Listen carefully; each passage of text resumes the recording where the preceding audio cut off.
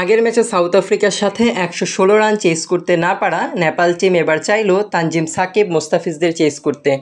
গুরুত্বপূর্ণ ম্যাচে টস জিতে ব্যাটিংয়ে আমন্ত্রণ জানালো বাংলাদেশকে। আর ব্যাট করতে নেমে যথারীতি ব্যর্থতার পুনরাবৃত্তি টাইগার ব্যাটার তামিম লিটন শান্তর। ইনিংসের প্রথম বলেই কোনো রান না করে আউট তানজিদ তামিম। তারপর দ্বিতীয় ওভারের তৃতীয় বলে উইকেট দিলেন টাইগার ক্যাপ্টেন নাজমুল হোসেন শান্ত।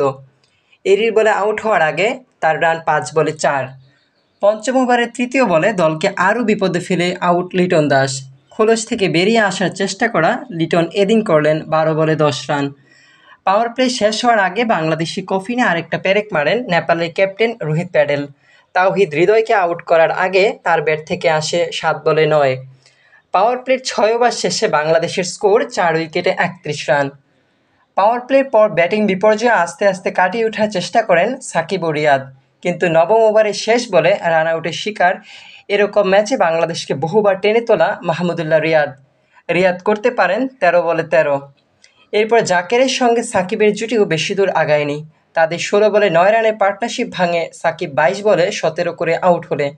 সাকিব যখন আউট হয় তখন বাংলাদেশের দলীয় স্কোর ১১.৪ ওভারে ৬ উইকেটে ৬১। তারপর জাকের আউট হন ২৬ বলে ১২ করে, আর তানজিম সাকিব ৫ বলে ৩। জাকের যখন আউট হয় তখন বাংলাদেশের রান ১৫.৩ ওভারে ৮ উইকেটে ৭৫। ১০০ রানের নিচে অল আউট হওয়ার সংখ্যা তখন পুরোদমে। অবশ্য শেষ দিকে রিশাদের ৭ বলে ১৩ আর তাসকিনের ১৫ বলে ১২ রানে ১০০ রান পার করে টাইগাররা। মোস্তাফিজ আউট হয় ৪ বলে ৩ করে। আর এতেই নেপালের বিরুদ্ধে বাংলাদেশের সংগ্রহ দাঁড়ায় ১৯.৩ ওভারে সবকটি উইকেট হারিয়ে ১০৬। নেপালের পক্ষে সম্পাল, এইরি, রোহিত আর লামিচান ২টি করে উইকেট নেন। ব্যাটাররা না পারলেও বোলাররা শুরু করেন দুর্দান্ত। তৃতীয় ওভারে দ্বিতীয় বলে ব্রুটালকে আউট করেন তানজিম সাকিব।